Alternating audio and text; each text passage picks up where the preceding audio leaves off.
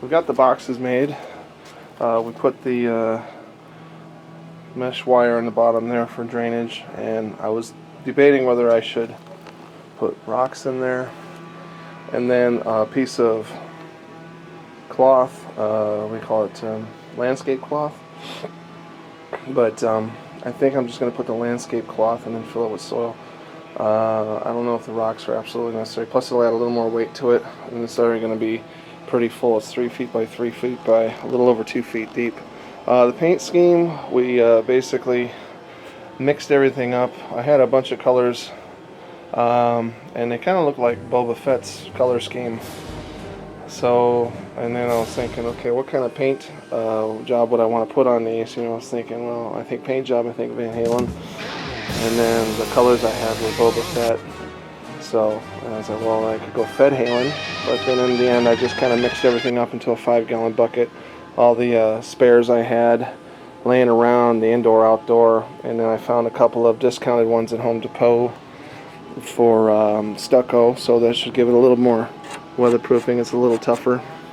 And yeah, so we ended up with this kind of off green color, and then we had to put the final touches on it. Oh yeah, football season's coming. We got the shorties here. These guys are getting ready. It is coming to the bitter end here. I need to line these things with plastic, and the soil should be coming next week. So we got 17 of these. I'm gonna get 18 or 20 cubic yards of soil, and I'm going to fill these, and then whatever I have left I'm going to put around the yard and the other planters, because the soil here is really, really bad. But we have a few dilemmas. That's why I had the air compressor out.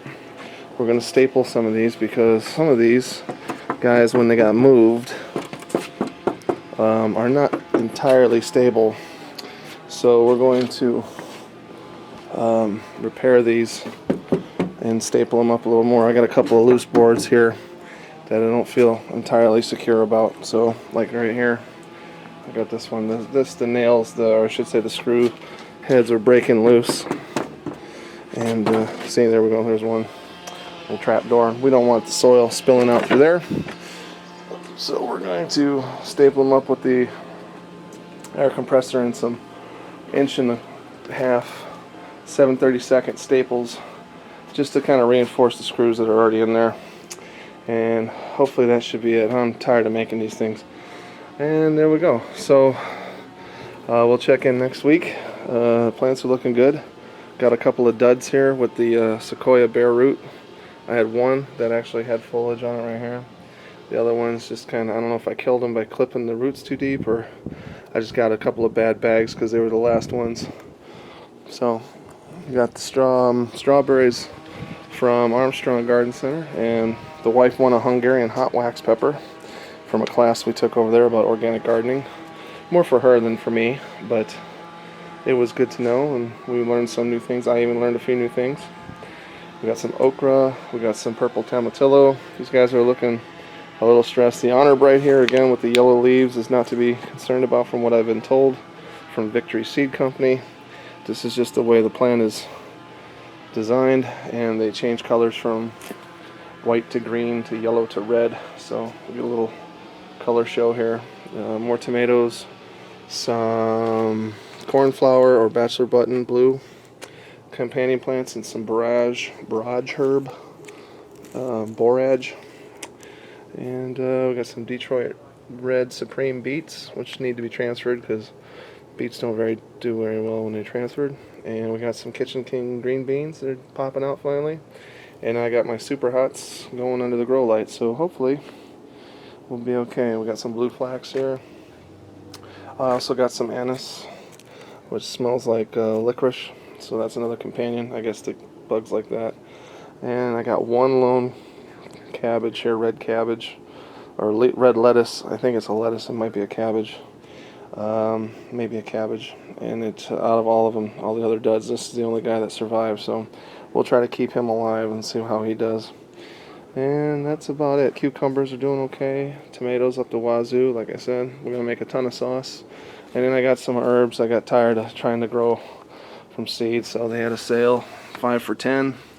I got some spearmint. I got some mint for mojitos. Some purple purple basil. They didn't have any oregano, and then I got some cilantro for salsa.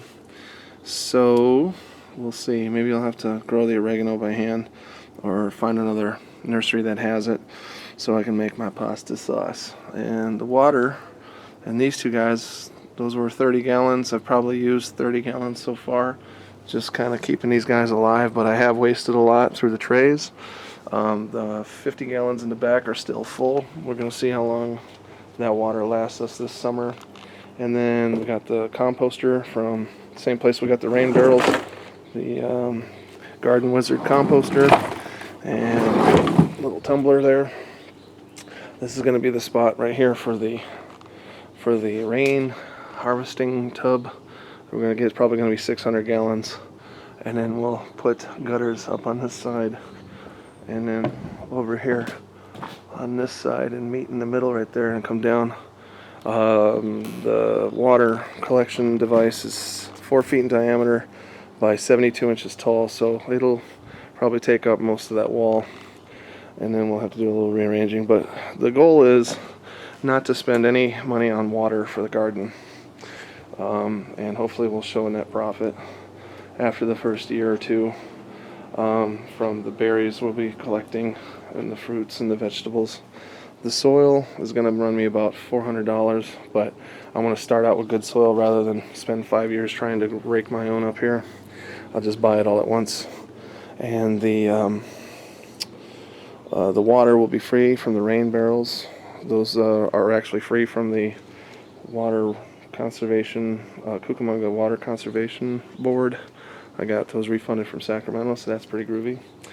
The wood for the pallets, one of these online run about $200. They're not as big from what I've been seeing in the raised bed gardens, and I got 17 of them, so I got all the wood from work for about $60, so that's a huge net savings. So I'm already in the plus side in my opinion. Probably spent, realistically, with the paint and the screws and the saw blades, and then when the soil's in here, I'm going to be right around $800. So that's not bad, all things considered, with the blueberries and the raspberries and the strawberries, and then all the vegetables. So we should be good. It should be plus side maybe after a year. And then whatever green scraps we have, we're going to compost. All the eggshells and coffee grounds and banana peels and kitchen scraps are going in here. And we'll use this, maybe not in the garden, but around the planters there. So that's the update. We've got Stafford, Sue, and CJ, 81. All right. See you until next time.